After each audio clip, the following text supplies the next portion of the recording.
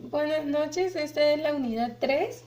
El tema es organización y los subtemas correspondientes a este es objetivo de la empresa en el área organizacional, objetivos por área funcional, organigrama, funciones específicas por puesto, captación de personal, administración de sueldos y salarios. A continuación tenemos lo que es el concepto de organización. Dice que la organización es una entidad social porque está constituida por personas y se halla orientada a objetivos. Está diseñada para alcanzar resultados, por ejemplo, obtener ganancias, proporcionar satisfacción social. Está estructurada deliberadamente porque divide el trabajo y su ejecución se asigna a los miembros de la organización. En este sentido, la palabra organización significa empresa. En lo que es el concepto de organización, tenemos a continuación dos autores que citan la organización o sea, le dan dos definiciones diferentes. Los autores son Agustín Reyes Ponce y Mouch Galindo.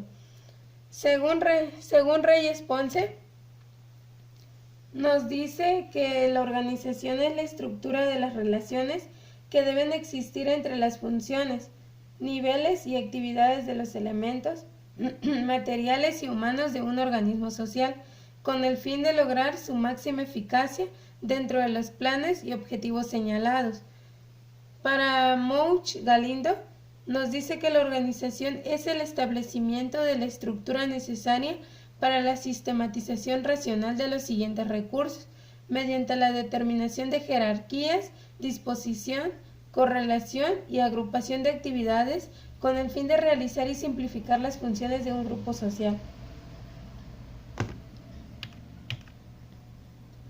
El propósito de la organización nos dice que es permitir la consecución de los objetivos primordiales de la empresa lo más eficiente y con un mínimo esfuerzo, eliminar la duplicidad de trabajo, establecer canales de comunicación, representar la estructura oficial de la empresa. Luego tenemos lo que son los principios de la organización, que es principio de especialización, principio de unidad de mando, principio de equilibrio, dirección, control, división de trabajo, límite de control, separación de control, autoridad y responsabilidad. Cada uno de ellos se encuentran definidos por una definición que nos dice que el principio de especialización se mide el trabajo dedicado de un empleado o más bien la especialización de un empleado en una empresa. El principio de la unidad de mando nos dice que debe de existir un solo jefe, ya que si se da dos jefes en una actividad o en un departamento, se provocan problemas. Está el principio de equilibrio, dirección, control. Nos dice que cada grado de delegación debe corresponder al establecimiento de los controles adecuados para asegurar la unidad de mando. División de trabajo. Nos dice que establece la necesidad de diferenciar y clasificar las actividades de acuerdo al tipo de recursos y al avance de los conocimientos que obligan a la especialización funcional. Está también lo que es límite de control. Según este principio, la organización debe diseñarse de tal manera que un jefe tenga una relación y control efectivo sobre un número determinado de subalternos, es decir, que el jefe debe de tener un control sobre los empleados que tiene en su empresa. Y luego está lo que es autoridad. Dice que en toda organización se debe de asignar una autoridad o una persona como jefe, es decir, la potestad para mandar, dar órdenes y hacerse obedecer. Y está lo que es, por último, responsabilidad. Nos dice que es la actitud que tiene una persona en asumir un trabajo en cualquier entidad. Debe asumir los riesgos, éxitos y fracasos que implica el ejercicio de la autoridad.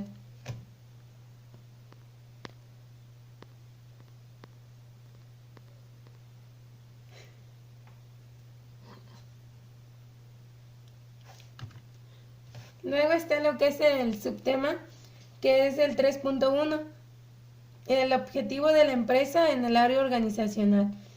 Nos dice que un objetivo organizacional es una situación deseada que la empresa intenta lograr. Es una imagen que la organización pretende para el futuro. Al alcanzar el objetivo, la imagen deja de ser ideal y se convierte en real y actual. Por lo tanto, el objetivo deja de ser deseado y se busca otro para ser alcanzado. En ello también viene lo que son los objetivos organizacionales. Aquí nos da como ejemplos de los objetivos que debe de tener una empresa, y esto nos dice que es mantener y alcanzar los más altos estándares de satisfacción al cliente, alineamiento con los mejores proveedores del mundo, ser reconocido como empleadores de primer nivel y ser una organización multicultural, ampliar selectivamente nuestro portafolio global de empresas, mantener un diálogo activo con las dependencias gubernamentales, demostrar compromiso con el desarrollo sostenible y jugar un rol preponderante en la responsabilidad social dentro de nuestro círculo de influencia. También tener un desempeño financiero a largo plazo y ser la organización más recomendada en nuestra industria.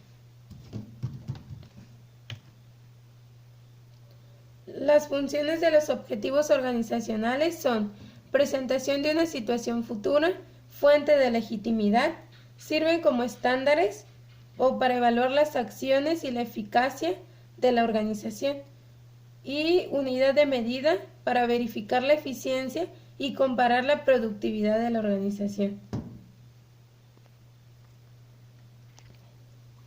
El siguiente subtema, el 3.2, son los objetivos por área funcional. En estos se refiere, como dice, el objetivo por cada área funcional que hay en una empresa. Las áreas funcionales que hay en las empresas es el área de personal, finanzas, administración de materiales, producción, mercadotecnia, sistemas y staff. Nos dice que las áreas funcionales son aquellas que permiten el adecuado funcionamiento de la empresa. Trabajar de manera conjunta les ayuda a alcanzar los objetivos establecidos por la Dirección General de la organización. Como les mencionaba, cada área funcional tiene un respectivo objetivo, los cuales son, por ejemplo, de personal. Dice que el objetivo es establecer mecanismos para seleccionar, capacitar y dirigir al personal y lograr su óptimo desarrollo, así como elevar su grado de satisfacción y pertenencia dentro de la organización. Contar con una planta de personal estable y sobre todo que estén motivados, y así podemos lograr una mayor productividad. Lo que son finanzas. El objetivo es obtener recursos monetarios invertidos y asignarlos adecuadamente, así como registrar las operaciones, presentar los resultados de operación y cumplir con las obligaciones fiscales. También tenemos lo que es administración de materiales. Nos dice que el objetivo es disponer de los materiales en cantidad y calidad requeridas y asignarlos en el lugar adecuado para que realicen las actividades o en cada departamento. Lo que es producción, nos dice que el objetivo es producir bienes y servicios de óptima calidad y satisfacer las necesidades del cliente. Lo que es mercadotecnia, dice que el objetivo es dar a conocer el producto o servicio, realizar promociones o lo que es investigación de mercado, y en este departamento se encuentra lo que son las ventas. También tenemos lo que es, por último, los sistemas. Los sistemas se refiere a sistemas informáticos que ayudan a facilitar el trabajo del personal, satisfacer las necesidades de información de la empresa de manera veraz y oportuna. Luego está el siguiente subtema, que es el 3.3, organigrama. Dice que el organigrama son sistemas de organización que se representa con objetividad la estructura interna de la organización, también conocida como cartas o gráficas de organización, ya que en ellas se presentan los niveles jerárquicos, líneas de autoridad, responsabilidad, comunicación, etc. Nos dicen que los organigramas únicamente muestran relaciones formales de autoridad, líneas de autoridad para tomar decisiones y les muestra a los gerentes y en general al personal cuál es la posición y puesto que ocupa dentro de la estructura organizacional. ¿Para qué nos sirve el organigrama? El organigrama nos sirve para representar la división que existe entre las funciones, representar lo que son niveles jerárquicos, líneas de autoridad y responsabilidad, canales de comunicación, la naturaleza ya sea lineal o staff del departamento, representar a los jefes de cada departamento o grupo y representar las relaciones existentes entre los diversos puestos de la empresa a largo y ancho de cada departamento o sección. También tenemos lo que son los requisitos para elaborar un organigrama. Nos dice que los organigramas deben ser muy claros, no deben comprender ordinariamente a los trabajadores o empleados. Lo más frecuente es hacerlos a través del director, gerente general y terminar con los jefes o supervisores del último nivel. También nos dice que los organigramas deben de contener nombres de funciones y no de personas. Dice que deben de presentar un número muy grande de elementos de la organización. Se debe de mantener el mismo grosor de las líneas de conexión en todo el organigrama. Y las relaciones de staff se representa con líneas punteadas cuando es externa y cuando es interna a través de líneas continuas. Se debe de usar un solo tipo de figura para cada elemento y también se debe de tomar en cuenta el mismo tamaño. Todos los organigramas también deben de llevar título, fecha de formulación, actualización, nombre de quien lo elaboró y sobre todo la aprobación.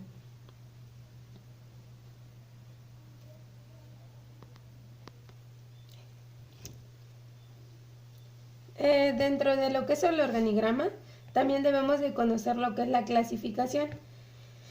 La clasificación se encuentra, o pueden ser, lo que son organigramas verticales, horizontales, circulares y mixto.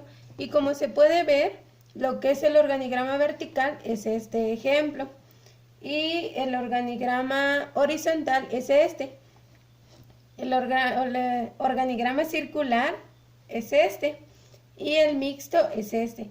El mixto está compuesto por los tres mencionados antes, lo que es, o sea, está compuesto por una parte de cada uno de los tres antes mencionados.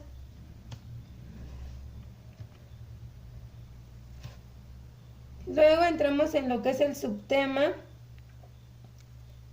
funciones específicas por puesto. Esto lo tenemos lo que es capital humano, mercadotecnia, ventas, compras, contabilidad, producción, logística, administración de las tecnologías de información. Las funciones específicas por puesto. Cada una de las que había mencionado tiene una descripción o una función específica de lo que se trata el departamento. Por ejemplo, lo que es de recursos humanos o capital humano, nos dice que realizan lo que es la planeación de los recursos humanos, hacer una proyección de las necesidades del personal para la organización, cuidar que todos los puestos que integran la organización estén cubiertos de la forma posible, reclutar personal, seleccionar al personal, administrar lo que es sueldos y salarios, mantener relaciones favorables entre la dirección y el personal con la finalidad de que sean las más adecuadas, evaluar las necesidades de capacitación que tiene el personal y brindarle la preparación necesaria. Brindarle al trabajador lo que es bienestar personal por medio de los elementos como prevención, higiene y seguridad, recreación y sobre todo el servicio médico. Recabar información y realizar funciones administrativas. En lo que es el departamento de mercadotecnia, nos dice que mercadotecnia juega un papel muy importante en las organizaciones, ya que es el que se encarga de identificar una necesidad y satisfacer a través del conocimiento del cliente y buscar lograr que el producto o servicio sea hecho a la medida de este. Las principales funciones son realizar investigaciones de mercado, tomar decisiones sobre los productos o servicios, tomar decisiones lo que son de precios, decisiones de distribución o plaza, cómo van a distribuir el producto, diseño de estrategias de promoción y lo que es servicio de postventa, que es lo más importante en una empresa. Tratar de seguir comunicado con el cliente después de realizar la venta o del bien o servicio. Luego está lo que es ventas, y en ventas dice que es uno de los departamentos más relevantes de una organización. Dice que es el que se encarga de lograr los esfuerzos comerciales de la compañía.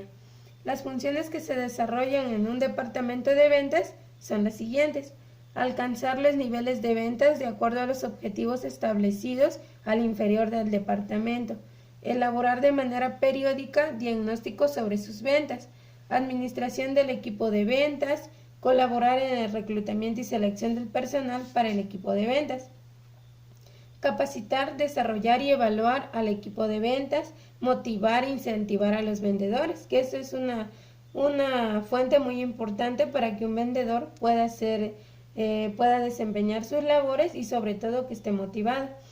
Realizar esfuerzos conjuntos con los departamentos de producción y finanzas y realizar negociaciones con los demás departamentos de la empresa. Lo que es el departamento de compras nos dice que es el que se encarga de hacer las distintas requisiciones o pedidos a sus proveedores. Una vez establecida la fecha de entrega de los insumos, el departamento debe de realizar el seguimiento oportuno de las órdenes para asegurarse de que la entrega se cumpla con el tiempo pactado o dicho. Acá nos cita un autor que se llama Carter. Dice que para él las funciones que se desarrollan en un departamento de compras es establecer políticas de compra, evaluar a los proveedores, conservar un flujo interrumpido de materiales y servicios, mantener el nivel de stock en los niveles más bajos posibles o el nivel que sea recomendable o que sea conocido o que sea mejor para la empresa. Conservar lo que es el nivel de calidad, realizar una búsqueda continua de productos nuevos, ser innovador, estandarizar lo que sea posible, la calidad y tipo de productos y servicios adquiridos. Conservar la actitud de armonía, cooperación y productividad con los demás departamentos de la empresa. Contribuir a que la organización alcance los niveles óptimos y deseables en un conjunto en el departamento financiero. Y toda organización requiere de un área financiera para poder tomar sus decisiones. Luego nos dice el departamento de contabilidad. Dice que contabilidad nos sirve para proporcionar información relacionada con las actividades financieras de una empresa o una persona. Dice que la contabilidad se divide en 3 categorías: contabilidad financiera, contabilidad administrativa y contabilidad fiscal.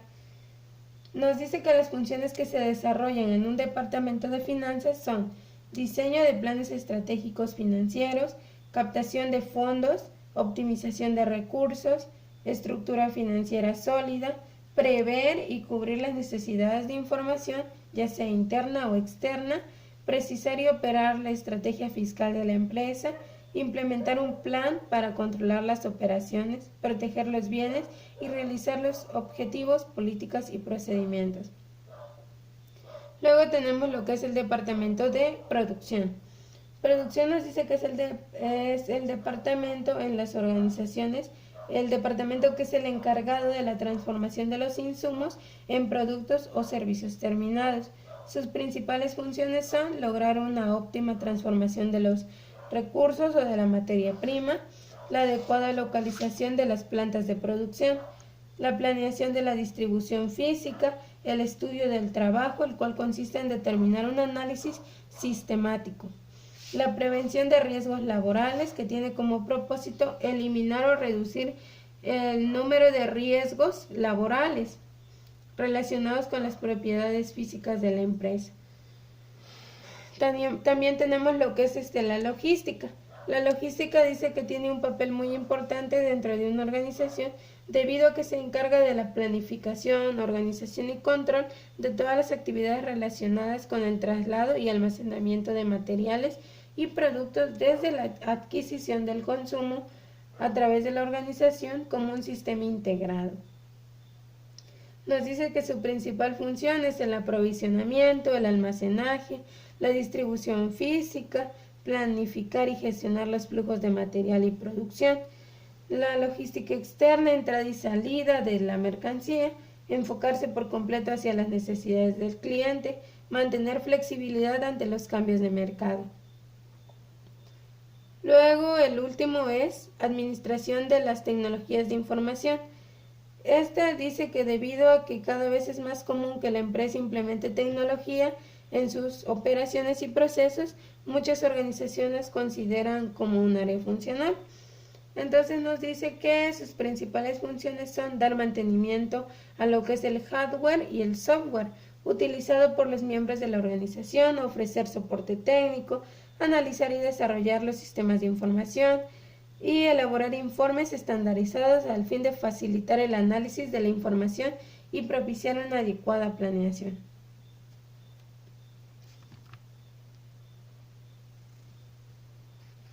Luego nos vamos al subtema 3.5, captación de personal. La captación de personal está relacionado con la captación de recursos humanos.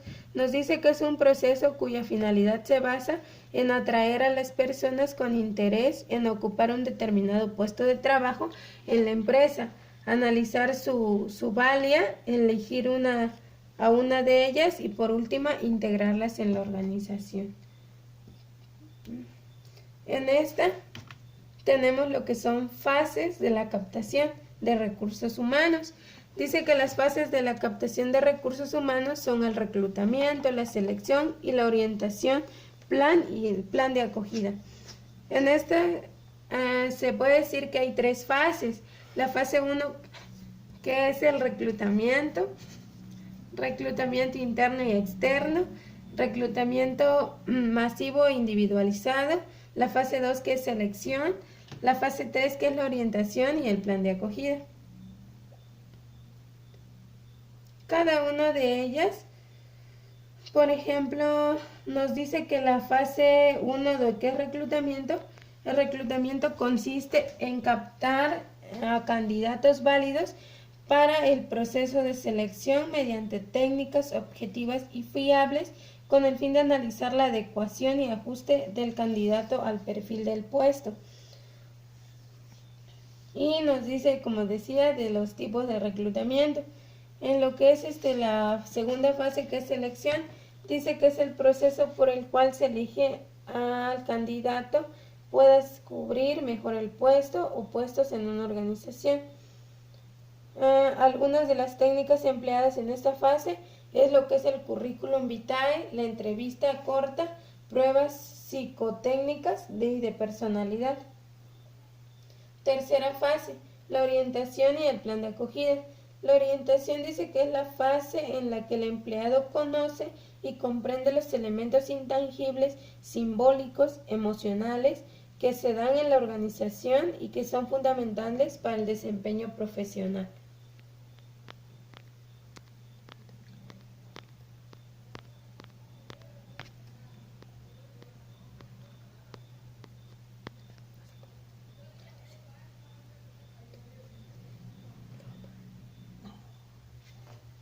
Sí, hablan, aunque yo no.